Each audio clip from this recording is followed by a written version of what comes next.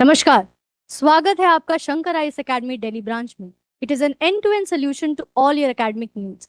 इस मॉड्यूल में हम करंट अफेयर्स डिस्कस करते हैं, डेली एनालिसिस करते हैं और साथ साथ में हम प्रीलिम्स फोकस टॉपिक्स को भी डिस्कस करते हैं। आज जैसे कि आप जानते हैं कि 15 अगस्त है और इसी इवेंट पे शंकर आईएएस एकेडमी कहना चाहता है कि we wishes you a very happy 80th independence day. I hope आप ये वाला दिन को अपने देश को सेलिब्रेट करेंगे और खुशी से हमें और बढ़ावा देंगे। तो चलिए स्टार्ट करते हैं इस मॉड्यूल को स्टार्ट करने से पहले please like, please share with your friends, please comment, हमें अपना फीडबैक दीजिए, हमें बताइए कि हम आपके लिए किस तरीके से इस मॉड्यूल को और एनहांस कर सकते हैं और आप तक आपकी नीड्स को पहुंचा सकते हैं। Okay, with this whole note I am going to start today's module. आज के टॉपिक में हम जो डिस्कस करने वाले हैं उसके कुछ ये टॉपिक्स हैं। सबसे पहले हम डिस्कस करने वाले हैं अबाउट नासा और उनका इनविटेशन जो इसरो को मिला है for their moon base mission. ठीक है। दूसरा, अगर हम लोग टॉपिक की बात करें तो यहाँ पे साइंस एंड टेक से रिलेटेड है। एक मेडिसिन है related, this is the vaccination, BCG vaccination जो अल्जाइमर्स को क्योर करने के लिए किया जाता है। उसके इम्यूनिटी को लेकर के there is a very interesting breakthrough, तो इस पे भी हम थोड़ी बात करेंगे। तीसरा टॉपिक अगर हम देखें तो is related to 3 new cascade frog species. Okay, and next we are going to talk about chemotherapy in India और किस तरीके से जो शॉर्टेज देखने को मिल रहा है इस थेरेपी में। एंड ये चीज हम देख सकते हैं कि ये कितना हद तक इंडिया के इकोनॉमिक क्राइसिस को दर्शाता है, साथ साथ में हेल्थ केयर में जो प्रॉब्लम्स है और जो ड्रॉबैक्स हैं उसको भी कुछ ना कुछ इंडिकेट करता है। एंड जैसे हर मॉड्यूल के लास्ट में हम डिस्कस करते हैं प्रीलिम फोकस टॉपिक्स, तो वो भी इसमें तो चलिए स्टार्ट करते हैं आज का पहला टॉपिक जो कि नासाज मून बेस्ड प्रोग्राम से रिलेटेड है। ओके, इस पूरे जो इंडिया को जो इनविटेशन मिली है इसके लेकर के पूरा कॉन्टेक्स्ट है।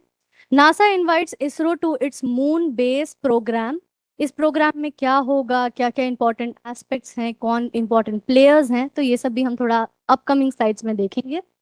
Depending on Indo US space cooperation, ये आईआर के लिए भी बहुत ही ज्यादा इंपॉर्टेंट है क्योंकि यहाँ पे दो अलग अलग कंट्रीज कोलैबोरेट करने की बात कर रही है। ठीक है। And align with India space vision 2047 for lunar exploration and habitation. हम लोग इसका एक टाइमलाइन भी देखेंगे। तो चलिए स्टार्ट करते हैं इस पूरे टॉपिक को। सबसे पहले हम देखते हैं कि अनाउंसमेंट हुआ कब।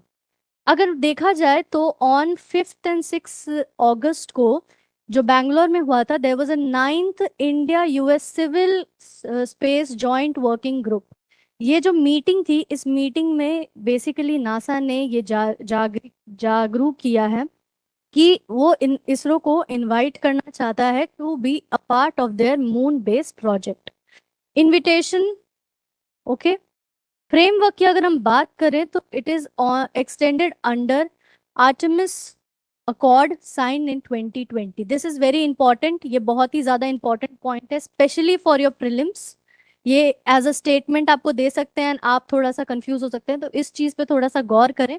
ओके, इंडिया स्टेटस की अगर बात करें तो join the the Artemis accord on 27 signatory on 2023। ये भी बहुत ही ज्यादा इंपॉर्टेंट है कि ये जो अकॉर्ड है ये कब एक्चुअली में साइन हुआ और इंडिया इसका सिग्नेटरी कब बना। तो ये दोनों जो फैक्ट्स है ये हमारे प्रीलिम्स के लिए बहुत ही ज्यादा एसेंशियल है। अगर हम लोग प्रेसिडेंट देखें तो astronaut G C Shukla travelled in international space station via Axiom 4th mission. इसके बारे में हम जानते हैं, ये न्यूज़पेपर में बहुत ही ज्यादा चर्चों में था कुछ साल पहले, है ना। एंड इसीलिए भी ये बहुत ही ज्यादा इंपॉर्टेंट पॉइंट हो जाता है। ओके, मूविंग ऑन, अगर हम देखें तो moon base at a glance, तो हम देख सकते हैं इस मून बेस का बेसिकली जो अनाउंसमेंट हुआ था was on 24 March 2026। Okay, at NASA's ignition event, इस इवेंट पे इस पूरे अनाउंसमेंट को किया गया। अगर हम बजट देखें तो it's over $20 billion program cost. Basically इस जो कॉस्ट है you can see here location की अगर बात करें तो जो मून का जो साउथ मोस्ट पॉइंट है, साउथ मोस्ट पोल है, उसके लोकेशन पे they have to launch their vehicle, जहाँ पे एक्चुअली में एस्ट्रोनॉट्स जाएंगे, वहाँ पे रुकेंगे, रहेंगे, वहाँ पे जाके रिसर्च करेंगे कि वहाँ पे उस पॉइंट में बेसिकली हो क्या रहा है, कौन से मटेरियल्स हैं वहाँ पे, कौन से मिनरल्स हैं। तो ये सब चीज़ हमें देखने को मिल सकता है इस पूरे प्रोग्राम में। ड्यूरेशन अगर देखा जाए तो decade long presence and beyond, हम देख सकते हैं कि किस तरीके से जिन एस्ट्रोनॉट्स को भेजा जाएगा उनका पूरा टाइमलाइन भी आगे दिया हुआ है, you can see it there. Lead अगर देखा जाए तो फिर NASA with international partners, basically this is actually the NASA who is leading this whole program, this project. Okay, and major goal इनका यही है कि long term crewed lunar habitation and exploration दोनों ही इस प्रोग्राम का पार्ट है। Okay, अगर हम देख सकते हैं 3 फेज रोड मैप की, तो हम देख सकते हैं कि किस तरीके से सबसे पहला फेज इज 26-29, जिसमें lunar access and environment study किया जाएगा। वहाँ का जो पहले तो वहाँ जाकर के पहले वहाँ जाकर के they land, they have a habitation, and then they will try to study the environment of the moon. अगर हम लोग सेकेंड फेज की बात करें, ठीक है, तो it is basically deploy the infrastructure for sustained mission, आगे जितने भी मिशंस आने वाले हैं उनको उनसे रिलेटेड इंफ्रास्ट्रक्चर वहां पे भेजे जाएंगे। That is the second phase of this program. Third phase की अगर हम बात करें, ओके, तो astronauts live and work on the lunar surface, so this is actually the main goal, आप देख सकते हैं। एंड इस हिसाब से NASA plans a step by step multi mission approach announced at the ignition event in 24 March 2026। Okay, moving on, why the South Pole? हम लोग ने साउथ पोल ही क्यों चुना एक्सप्लोर और हैबिटेशन के लिए? तो वो हम देख सकते हैं सबसे पहले, this is the extreme climate that is there, -203 degree Celsius to +54 degree Celsius, यानी कि आप देख सकते हैं कि कितने हद तक गर्मी और सर्दी दोनों ही साथ में एक्सपीरियंस करने को मिल रहे हैं, the extreme cold climate, the extreme hot climate. Okay, अगर हम वहां का देखें सदर्न पॉइंट का, कि they have a volatile terrain, regions of permanent darkness beside sunlit peak. Okay, water ice की अगर बात करें तो वहां पे हम देख सकते हैं उस पॉइंट पे, उस पोल पे, कि there is a presence of water ice believe to hold frozen water and volatile chemicals. इसीलिए भी उस पॉइंट को पढ़ना बहुत ही, उस पॉइंट को स्टडी करना और ऑब्जर्व करना बहुत ही ज्यादा एसेंशियल है, ताकि हमें जो मून से रिलेटेड जितने भी और स्पेस से related and planets and solar system से रिलेटेड जितने भी इंफॉर्मेशन है हम इसके थ्रू जान सकें। It's just a first step. Let's see, origin क्यू अगर देखें तो may reveal secrets of the moon and the solar system. Okay, launch pad position humanity for future Mars and Venus mission. अगर मून पे habitation and वहाँ पे अगर studies and observations चलने लगेंगी, तो बाकी जो और भी जितने भी मिशन हैं उनको लॉन्च और एस्टैब्लिश करने में ज़्यादा प्रॉब्लम नहीं होगी, बहुत ही ज़्यादा स्मूथली होने की चांसेस हैं। स्ट्रेटेजिक वैल्यू अगर हम देखें तो anchor long term American leadership in deep space. Okay, moving on, now we will see कि ग्लोबल रेस में व्हाट इज गोइंग ऑन। हमेशा से हम जानते हैं कि there is a race between few countries regarding the competition of certain sectors. तो वैसे ही स्पेस का सेक्टर में अगर हम कंपटीशन देखें जो ग्लोबली होता है, सबसे पहले नासा और हम लोग इसको कंपेयर करने वाले हैं रशिया और चाइना के जितने भी स्पेस ऑर्गेनाइजेशन है, सेक्टर्स हैं। सबसे पहले अगर हम लोग इससे रिलेटेड बात करें, लूनर रिसर्च स्टेशन से रिलेटेड बात करें, लूनर प्रोग्राम से रिलेटेड बात करें, तो इसका अनाउंसमेंट हो गया। अभी तक इनको अनाउंस करना अभी बाकी है। कॉस्ट की अगर बात करें तो कॉस्ट भी अभी तक हम लोग ने, वी हैव डिस्क्लोज्ड इट, मैंने NASA has disclosed it, but they have not. वैसे ही हम फ्रेमवर्क को भी देख सकते हैं किस तरीके से there is a differentiate. Targeting point अगर देखें तो दोनों का टारगेटिंग पॉइंट सेम है। और अगर इंडिया का स्टेटस देखें तो नासा हैज इनवाइटेड देम और on 5th and 6th of अगस्त जो भी हुआ मीटिंग। एंड अगर हम लोग रशिया और चाइना की बात करें तो इट्स एन ओपन इनविटेशन, अभी तक कोई ऑफिशियली बात नहीं आई है। Okay, now we can see the India space journey from 2023 to 40। 2023 में अगर हमने देखा तो we became a signatory of this accord. Okay, we were 27th nation. 2025 की अगर बात करें तो हम देख सकते हैं कि एक्सियन 4 मिशन हुआ जिसमें G C Shukla as a astronaut गए थे, okay, to the international space station. 2026 की अगर बात करें तो मून बेस इनविटेशन रिसीव्ड। 27-28 की अगर बात करें तो चंद्रयान 4 जो है इसका सैंपल रिटर्न मिशन होने वाला है।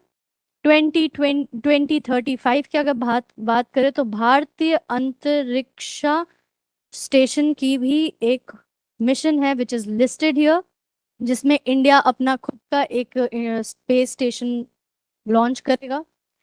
40 में अगर देखा जाए तो इंडिया क्रूड लूनर मिशन। तो ये हम देख सकते हैं कि किस तरीके से the whole plan of ISRO is going on right now.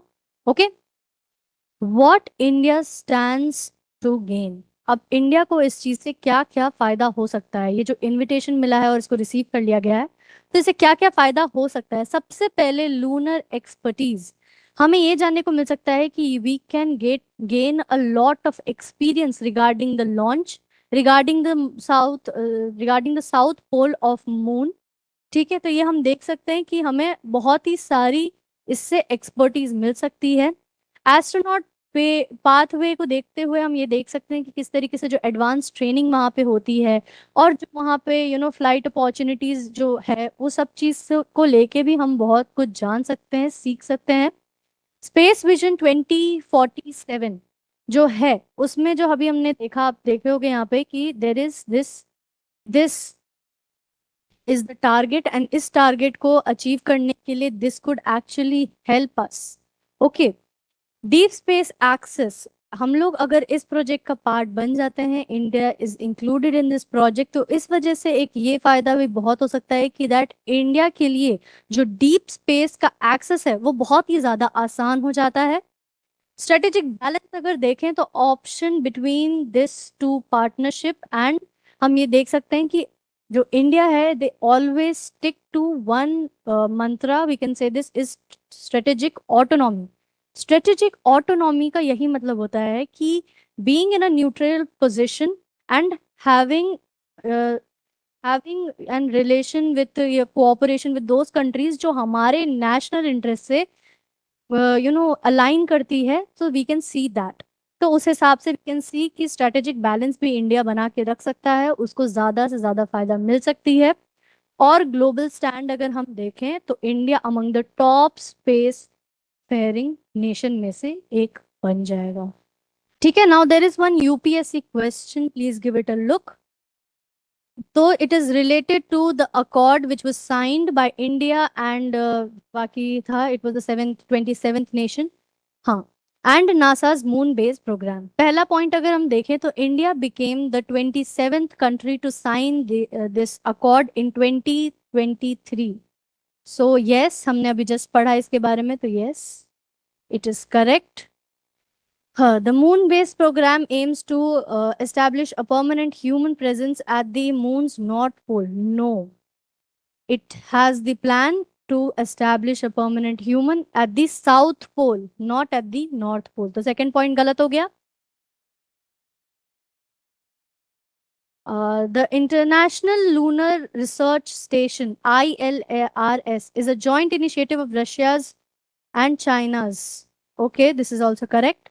Chandrayaan 4 is India's first crewed mission to the lunar surface planned for 2040. So last वाला point भी गलत है.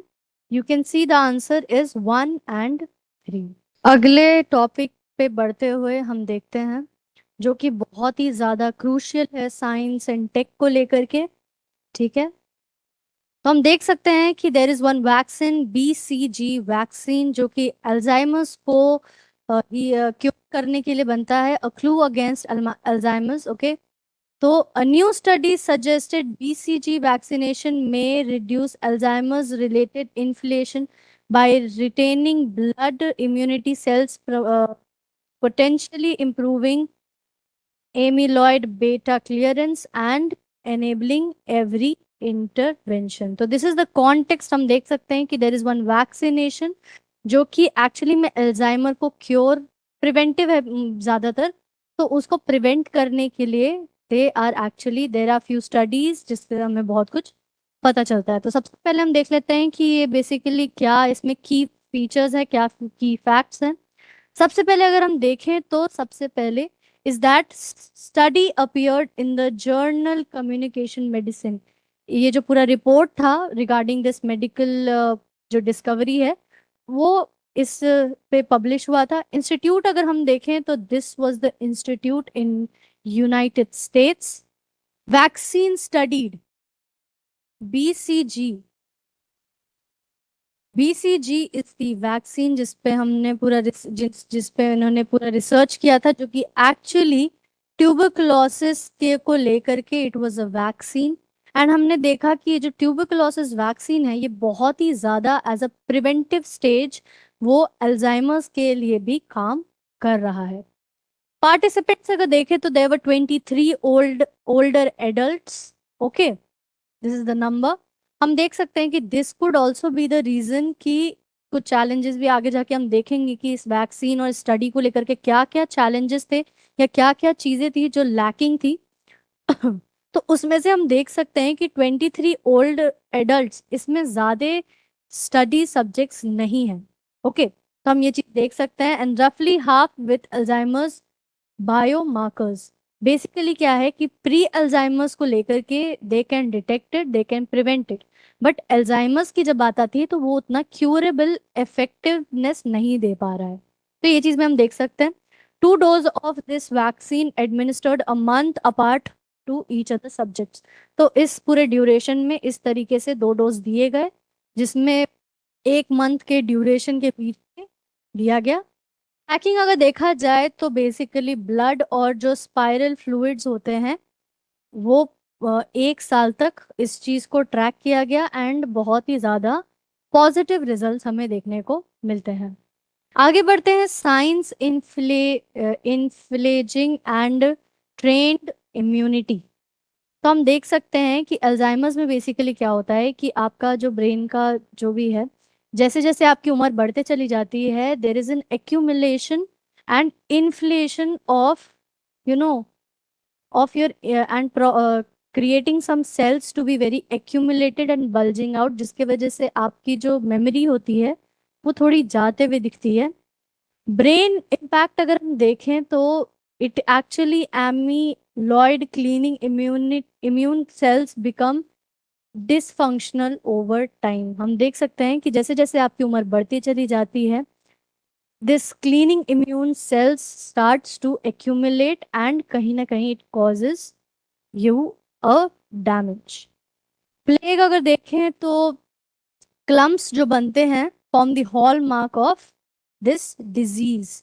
ये क्लम्प्स की वजह से जो गत्थे और जो ऐसे गुलटे टाइप के बन जाते हैं, तो ये जो बन जाते हैं इसके वजह से ही अल्जाइमर्स बेसिकली कॉज होते हैं।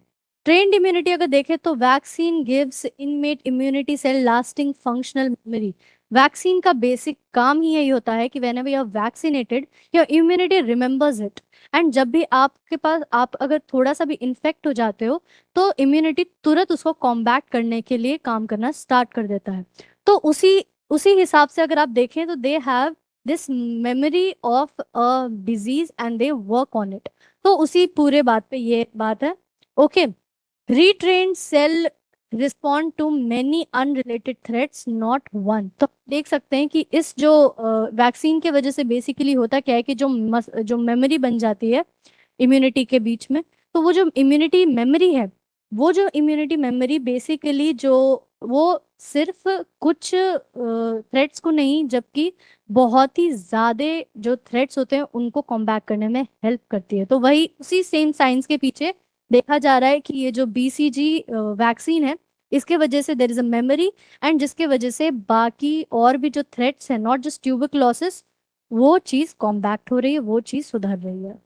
क्लिनिकल हिंट अगर देखें तो tested bladder cancer patients show low dementia risk. अभी तक देर इज ओनली 1 ईयर जिसका स्टडी है, तो अभी तक तो हर चीज बहुत ही ज्यादा पॉजिटिव लग रही है। Okay, how BCG retains the brain. Now we are going to see कि बीसीजी जो है वो बेसिकली काम कैसे करता है। सिंपली, सबसे पहले it's a vaccine.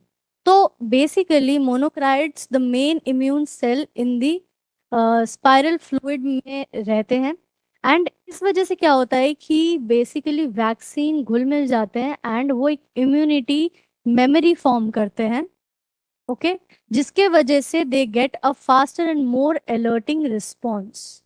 CNS reach की अगर हम बात करें तो सीएनएस यानी कि सेंट्रल नर्वस सिस्टम, इसको भी लेकर के training immunity effects reach this part of the nervous system as well, जो कि एक्चुअली में हीलिंग को बहुत ही ज्यादा एनहांस कर देता है।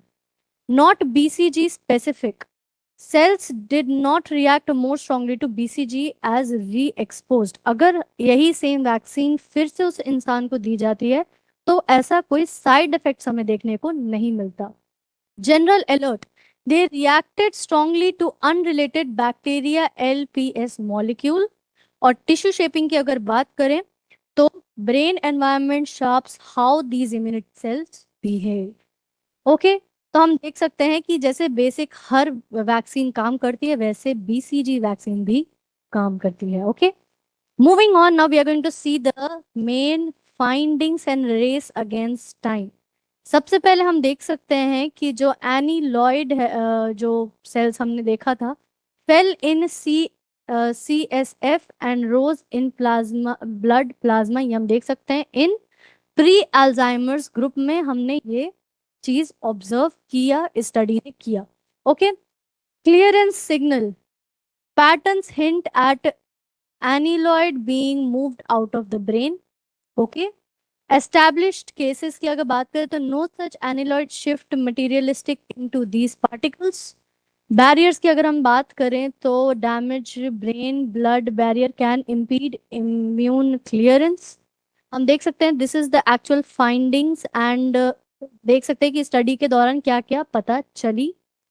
CSF स्टेट अगर देखें तो fluid turn calmer into no run away neuro inflammation, blood plasma sustain rise in the inflammatory signalling protein seen. तो बेसिकली यही है कि अभी तक जितने भी फाइंडिंग्स हैं वो बहुत ही हद तक पॉजिटिव होते हुए दिख रहे हैं।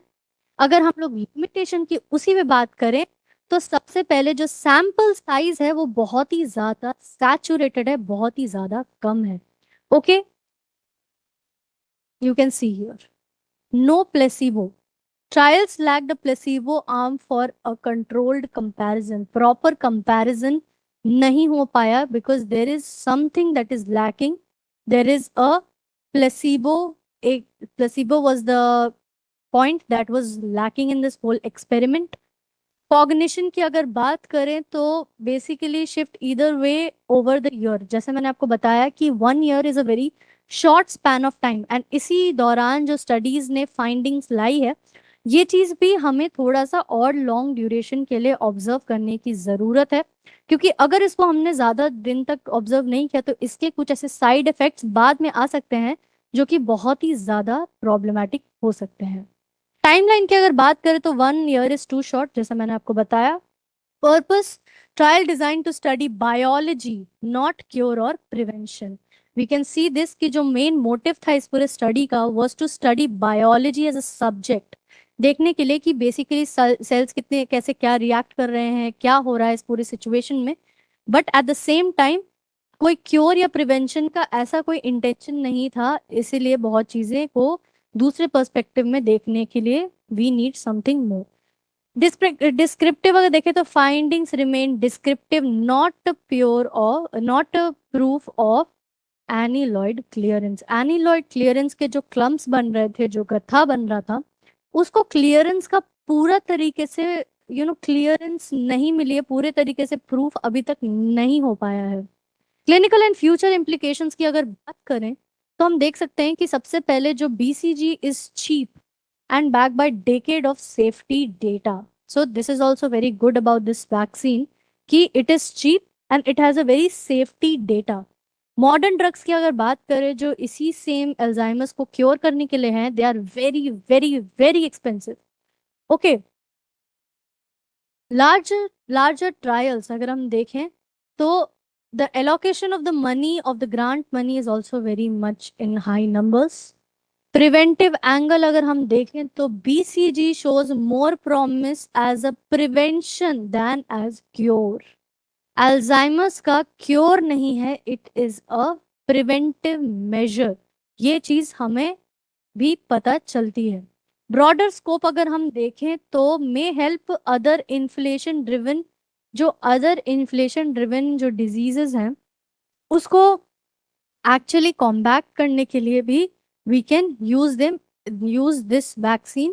Hence it gives us a broad scope. बहुत ही expanded versions हमें मिल पाता है. फ्यूचर टारगेट की अगर हम बात करें तो in brain immune cells emerge as a new focus. Now we can see कि there are some certain things that we can prevent. तो now things are shifting. Study is shifting. जो study का जो फील्ड है वो बढ़ते हुए expand होते हुए दिखता है. Now there is a question related to this whole topic. Now it is related to BCG vaccine and its recent report role in the Alzheimer's research. सबसे पहला पॉइंट जो है BCG produce specific antibodies against the amyloid beta protein linked to Alzheimer's disease. Yes. The trained immunity refers to a long-lasting functional reprogramming of innate immune cells after certain vaccination. So it is not long-lasting. Okay, let's see. Third is the BCG vaccine has been historically used in the treatment of bladder cancer. Yeah, okay. The trained immunity-like response of monocytes were seen only in the peripheral blood and not within the central nervous system. Okay, so the answer is 2 and 3. Okay, first and the fourth top point was wrong. अगले topic पे अगर हम थोड़ा सा रोशनी डालें, दर्शाएं, तो हम देख सकते हैं कि now it is related to environment. Sorry. It is related to environment.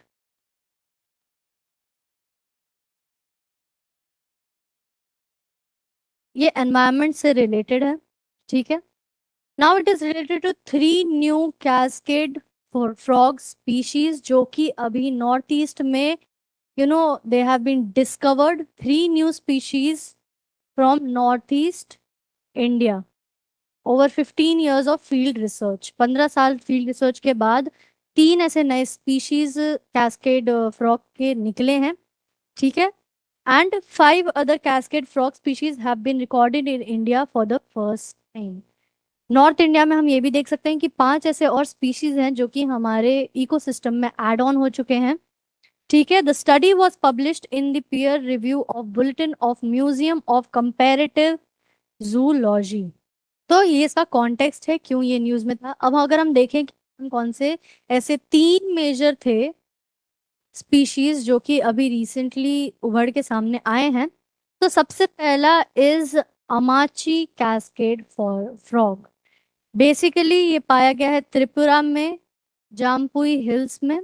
इसका नाम जो है is actually named after Kerala social worker and philanthropist Padmini Warke, जिनको अमाची भी लोग बुलाते हैं, ठीक है.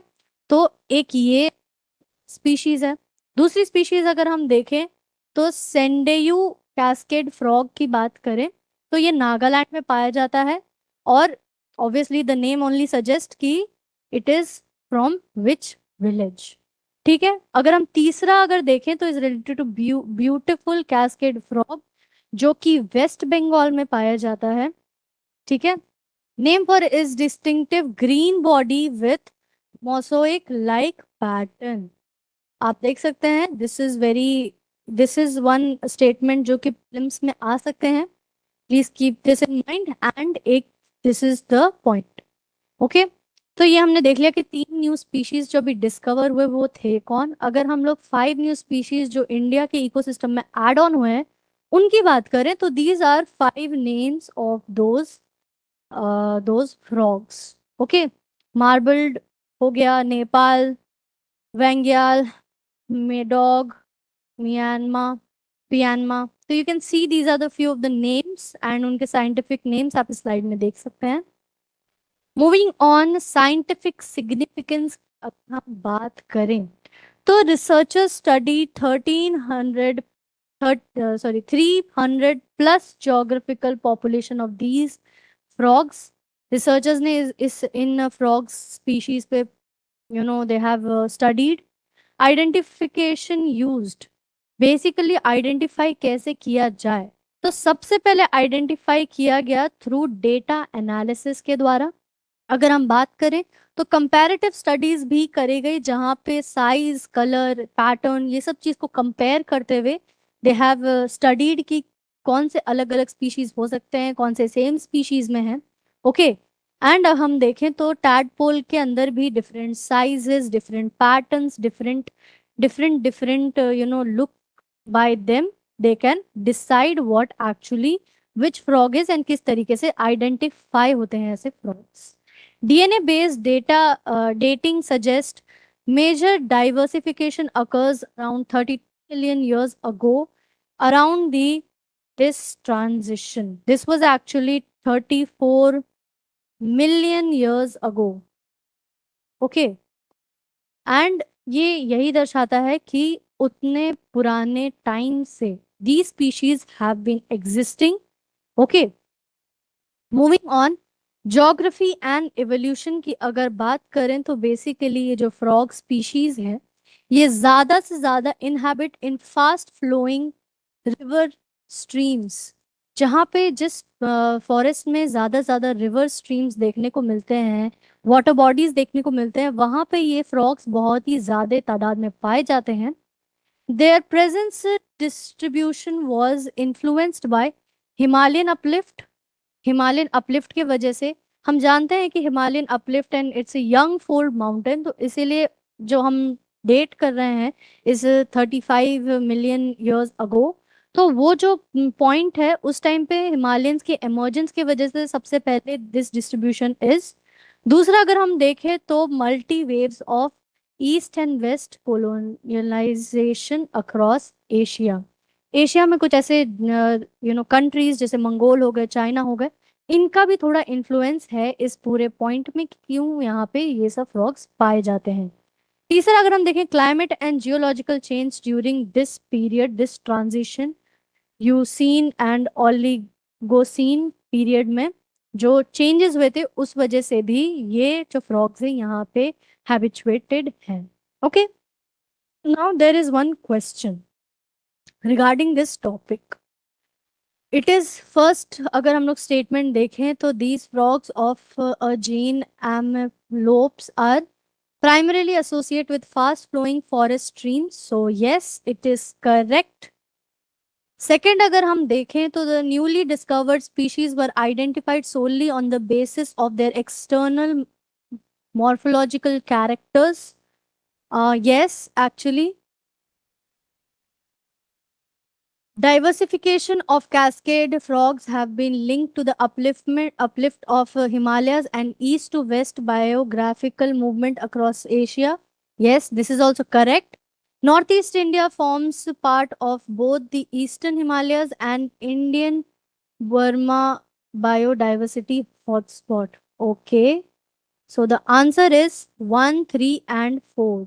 अब अगर हम लोग एक नया टॉपिक की बात करें तो इट इज रिलेटेड टू किस तरीके से इंडिया का जो कीमोथेरेपिक ड्रग सोर्स है, ड्रग शॉर्टेज है, ये हमें देखने को मिल रहा है।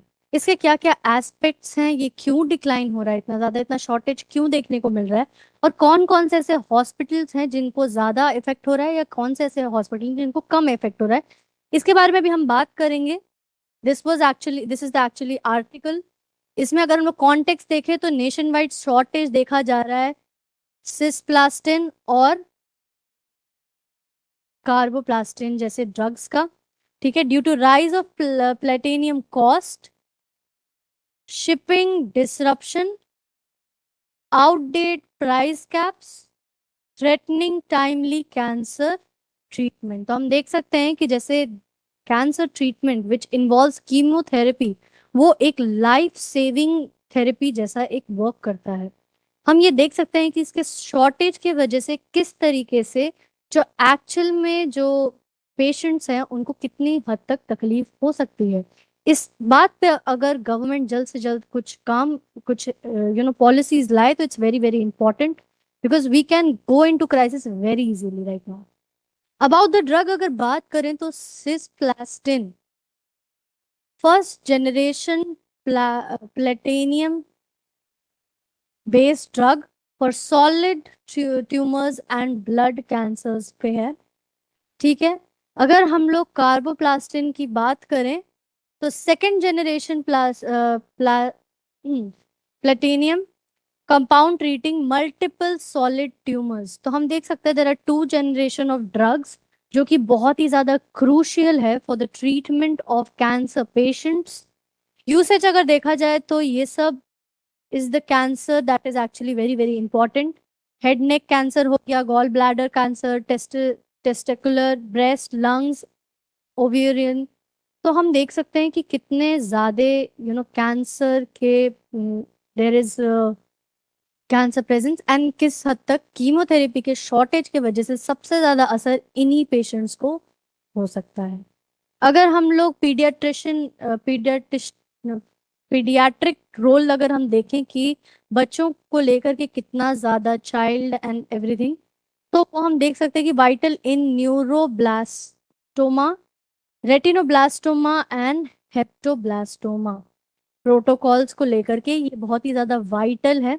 ओके, ये सब ड्रग्स क्लिनिकल वैल्यू अगर हम देखें तो backbone of chemo radiation therapy for several cancer, बहुत ही ज्यादा कैंसर के लिए बहुत ही ज्यादा क्रूशियल है ये वाला ट्रीटमेंट।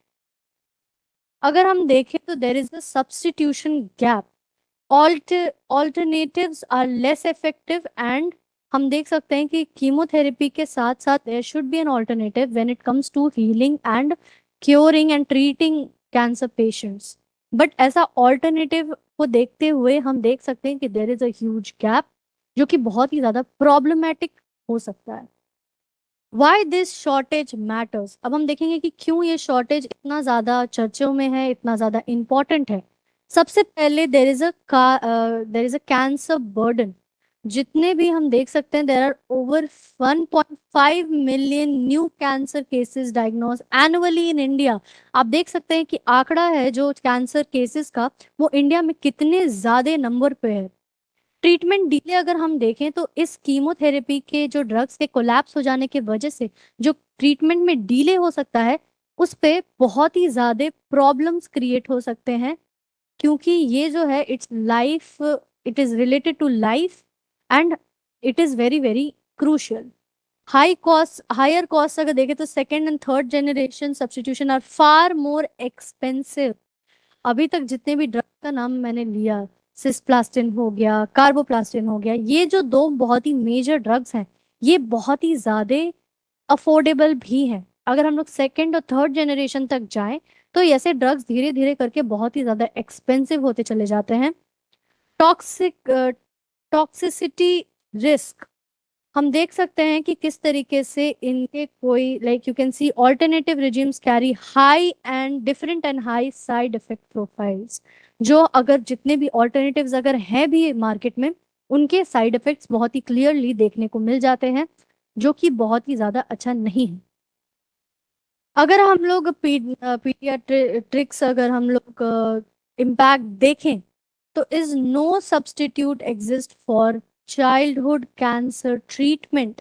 एडल्ट में we still have some of the options, हमारे पास ऑल्टरनेटिव देखने को मिल जाते हैं, लेकिन जब बच्चों और उनके कैंसर्स को लेकर के बात होती है तो उसमें we can not see any any alternative, जो कि बहुत ही ज्यादा हैरानी की बात है और बहुत ही ज्यादा दुख की बात है।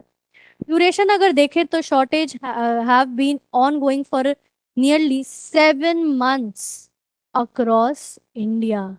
7 मंथ से बढ़ते बढ़ते अगर इसको अभी टैकल ना किया गया तो बहुत ही ज्यादा रिpercussions गवर्नमेंट और पेशेंट्स को देखने को मिल जाते हैं। रूट ऑफ द क्राइसिस अगर हम देखें कि बेसिकली ये क्राइसिस हो क्यों रहा है एंड व्हाई 7 महीनों से पहले ऐसा कोई क्राइसिस देखने को नहीं मिल रहा था, तो सबसे पहला रीजन है कि प्लैटिनम का राइस अचानक से बढ़ता हुआ दिख रहा है। ठीक है, प्राइस में राइज का देख सकते हैं, global raw material price for has have more than double now. आप देख सकते हैं कि किस तरीके से अभी जो गोल्ड को लेकर के जितने मसले हो रहे थे एंड जिस वजह से जो जो परचेजिंग का जो ग्रुप था वो एक्चुअली में शिफ्ट हो गया टू प्लैटिनम, तो उस वजह से भी डिमांड बढ़ा, तो फिर उस वजह से प्राइसेस भी बढ़ गए। अगर हम देखें आउटडेटेड कैप, तो ओल्ड एनपीपीए के तहत जो डोमेस्टिक प्राइसिंग पे मैन्युफैक्चरिंग पे एक कैप लगाई गई थी, जिसके वजह से प्रोड्यूसर्स जो थे जो उनको ज़्यादा प्रॉफिट नहीं मिल पा रहा था, जिसके वजह से प्रोडक्शन कम हो गया और जितने लोगों को मिलना चाहिए उस हिसाब से अगर कंपेयर करें तो सप्लाई और डिमांड में एक बहुत ही ज़्यादा फ्लक्चुएशन देखने को मिल सकता है।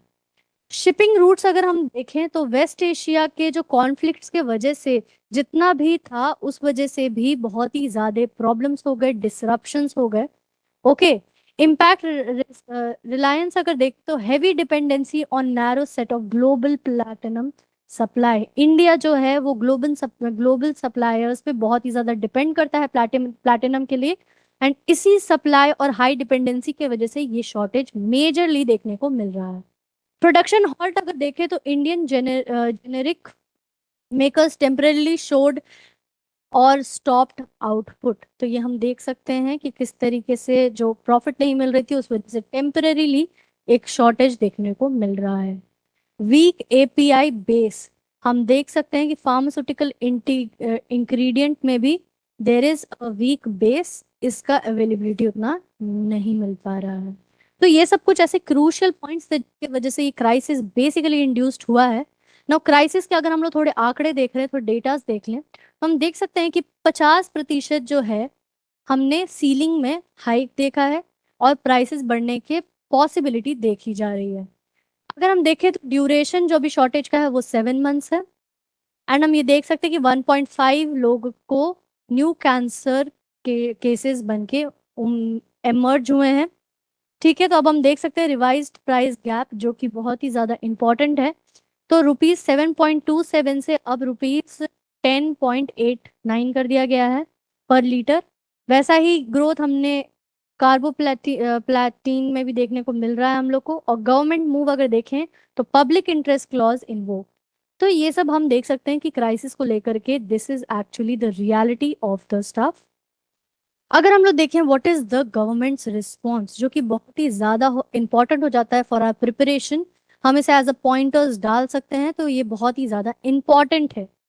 तो ग्लोबल रिस्पॉन्स की अगर गवर्नमेंट रिस्पॉन्स की अगर हम बात करें तो सबसे पहले एनपीपीए मूव हम देख सकते हैं कि there are some invoking of certain price revisions, हमें प्राइस रिविजन्स देखने को मिले हैं।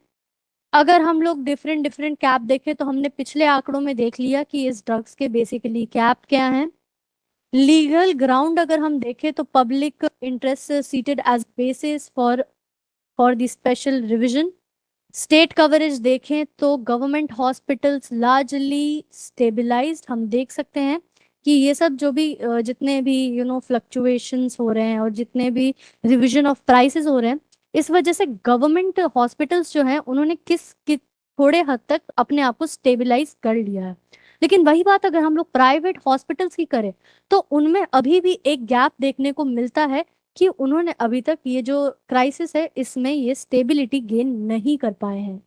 मिनिस्ट्री स्टैंड अगर देखें तो health ministry maintains the supply chain stay stable, ये हम देख सकते हैं।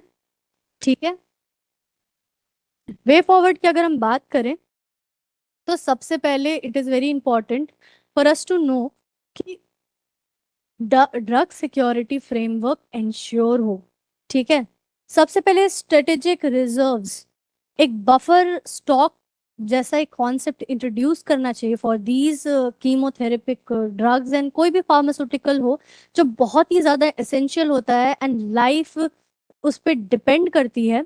तो ऐसे जैसे वी कैन से दैट कि ऐसे मेडिसिन एंड ऐसे फार्मास्यूटिकल्स पे हमें एक बफर स्टॉक बनाना चाहिए। डोमेस्टिक पुश, हमें बेसिकली अपना डाइवर्सिटी और जो इंडिजिनियस मैन्युफैक्चरिंग कैपेसिटी है उसको बढ़ाना चाहिए, ताकि जो हमारा जो एक्सपोर्ट पे इतना सारा जो निर्भरता है वो कम होते चला जाए। ठीक है। अगर हम एपीआई सिक्योरिटी की बात करें तो reduce import dependency for active pharmaceutical ingredients. ये जो एपीआई है इट्स बेसिकली एक्सपोर्टेड, तो अगेन हमें अपना जो डोमेस्टिक और इंडिजिनियस मैन्युफैक्चरिंग है, जो अवेलेबिलिटी ऑफ रॉ मटेरियल से, जो कि ये सब ड्रग्स को फॉर्मुलेट फार्मास्यूटिकल को फॉर्मुलेट करने के लिए बहुत ही ज़्यादा इंपॉर्टेंट है, इन पे भी हमें थोड़ा गौर करनी चाहिए। सेंट्रल प्रोक्योरमेंट अगर देखें तो consolidate hospitals level demand into national tenders. बहुत ही ज़्यादा ज़रूरी है कि हम सारे जितने भी हॉस्पिटल्स हैं सबको ये चीज़ प्रोवाइड कर सकें। अर्ली वार्निंग की अगर बात करें तो deploy shortage prediction and real time monitoring system. हमें जैसे जैसे हम देख रहे हैं कि जैसे शॉर्टेज हो रही है, अभी ये शॉर्टेज तो 7 मंथ से हो रही है, हमें स्टार्टिंग में ही अलर्ट हो जाना है ये शॉर्टेज को लेकर के कि it might not be temporary and ये लॉन्ग टर्म में बहुत ही ज्यादा हानि पहुंचा सकता है। पॉलिसी प्रायोरिटी अगर देखें तो जो ऑन्कोलॉजी ड्रग एक्सेस है as an national health care priority, इसको इंश्योर करना बहुत ही ज्यादा जरूरी है। Now there is one mains question, please take a screenshot, आप इसको सॉल्व करने की कोशिश करें। अगर आपको इस क्वेश्चन से रिलेटेड कोई भी डाउट है या आपको कोई भी फीडबैक देनी है या आपको अपने पॉइंट्स हमारे साथ डिस्कस करने हैं तो इस पे आप प्लीज हमें कमेंट करें एंड हम आपको सारे आंसर्स डिस्कस भी करेंगे और आपसे बातें भी करेंगे। ओके, जैसे हर मॉड्यूल के लास्ट में हम लोग प्रिलिम फोकस टॉपिक्स कोई बात देखते हैं, तो चलिए हम लोग आज का प्रिलिम जो बेस है हमारा उस पर बात कर लेते हैं। सबसे पहला टॉपिक इज रिलेटेड टू क्योंकि संगम एंज, क्योंकि bricks and stone remains found on Kollidam river जो कि तमिलनाडु में है, बेड नियर ट्रिंची। तो हम देख सकते हैं कि किस तरीके से there is few bricks and stones जो हमें मिले हैं जो कि संगम एज से likely an early historic inlet. हम देख सकते हैं कि इसका मेन फीचर जो है वो सेमी सर्कुलर वॉल है, पैरेलल सेमी मर्ज्ड वॉल्स है और लार्ज ब्रिक्स है। तो ये बहुत ही ज्यादा कुछ ऐसे फीचर्स हैं जो इस डैम और इस ब्रिक्स एंड स्टोन को जो बरामद हुए हैं इससे रिलेटेड है। कंपैरिजन की अगर बात करें तो comparable to Vanagiri Kaveripattinam Sangam era structure. देख सकते हैं कि ये जो ब्रिक्स और जो हमें स्टोन्स मिले हैं वो ज्यादातर इस पूरे स्ट्रक्चर पे बैठे हुए हैं जो कि संगम एज से रिलेटेड है। सिग्निफिकेंस अगर देखें तो possible Sangam age water regulation system near this dam. तो हम देख सकते हैं कि किस तरीके से संगम एज का प्रेजेंस एंड उस डैम से रिलेटेड जो भी बातें हैं। ठीक है, ये बहुत ही ज्यादा एसेंशियल है हमारे हिस्ट्री को लेके। अगर हम लोग आगे बढ़ते हुए देखें तो लद्दाख में there is a river of ice, Zanskar glacier. हम देख सकते हैं कि all over the world there is a slowing of glaciers. पहली बात तो ग्लेशियर्स बहुत जल्दी बन नहीं रहे हैं, बहुत जल्दी फॉर्म नहीं हो पा रहे हैं क्योंकि उन्हें एडिक्वेट टेम्परेचर नहीं मिल रहा है ग्लोबल वार्मिंग की वजह से। एंड साथ ही साथ हम ये देख सकते हैं कि अभी जो है जो मेल्टिंग ऑफ ग्लेशियर्स है वो तो ज्यादा तादाद में भी देखने को मिल रहा है। ठीक है, एंड उनका देख सकते हैं हम लोग ये चीज कि ये चीज हमारे रिवर ऑफ आइस में भी हो रहा है लद्दाख में। बेसिकली ड्राइविंग जो थिनिंग आइस रिड्यूस, पहली बात तो फॉर्म नहीं हो रहा है and there is a thin ice, उस वजह से जो है ड्राइविंग फोर्स और ग्लेशियर का जो फ्लो है उसमें हम गति को अगर देखा जाए तो उसका हम लोग देख सकते हैं कि वो किस तरीके से धीरे गति में चल रहा है। ठीक है, इम्पैक्ट अगर देखें तो फिर हम देख सकते हैं कि lower pass parts raising the risk of shrinkage. हम देख सकते हैं कि किस तरीके से जो रिवर ऑफ आइस है वो धीरे धीरे करके श्रिंक होते हुए दिख रहा है। ठीक है, इंडस बेसिन की अगर बात करें तो peak water rise short term अगर देखा जाए तो अभी फिलहाल के लिए तो वाटर एडिक्वेट है पीक अपने फ्लो पे है, बट अगर हम लोग लॉन्ग टर्म की बात करें तो इस वजह से हमारा जो वाटर सप्लाई है वो डिक्लाइन हो जाता है। ग्लोबल ट्रेंड अगर देखें तो ये सिर्फ इंडिया तक ही सीमित नहीं है। हम जानते हैं कि हमने पिछले कुछ मॉड्यूल्स में जाना भी है कि किस तरीके से ग्लेशियर मेल्टिंग के वजह से कितने सारे ऐसे प्रॉब्लम्स हैं जो इमर्ज हो सकते हैं। उनमें से हम देख सकते हैं एल्प्स, आर्टिक्स, एंडीज एंड तिब्बत में भी ये चीज देखा जा रहा है। नेक्स्ट अगर हम बात करें नेक्स्ट अगर हम बात करें तो India leading ship recycling nation को लेकर के, इंडिया जो है वो ग्लोबली शिप रिसाइकलिंग के को लेकर के उसका जो शेयर है इट इज 35.4%। यानी कि इंडिया बहुत ही हाई नंबर पे शिप रिसाइकलिंग का प्रोसेस करता है, which is a good sign actually. Okay, growth अगर देखा जाए तो up from 30.1% to this much. Okay, framework अगर हम देखें तो ये basically you know is on the framework of ship recycling act 2019। ठीक है, and this actually align with Hong Kong convention. अगर हम लोग गुजरात की बात करें तो handles about 98% of India's activity here. Okay, along Sosiya. And output की अगर हम बात करें तो around 33.5 million MT of steel yearly, scales of 9 million LDT। Now there is one question, इसको आप देखें, आप देख सकते हैं it is related to ship recycling and you can see that इसका answer is 1 and 2। If you want we can discuss this, लेकिन इसको अगर आपको डिस्कस करना है इस क्वेश्चन को तो आप प्लीज कमेंट करें, हमें बताएं कि आपको ये वाले टॉपिक या ये वाले क्वेश्चन में दिक्कत है तो हम इस चीज को डिस्कस करेंगे। ठीक है, तो इसी पे there is the end of this module. Okay, there is this end of this module and इस एंड पे मैं बोलना चाहती हूँ please like, please share, please subscribe. हम लोग बहुत ही ज़्यादा मेहनत करते हैं आप तक ये मॉड्यूल लाने के लिए, ऐसे वीडियोस लाने के लिए जिसमें आपके प्रिपरेशन बहुत ही अच्छे तरीके से हो।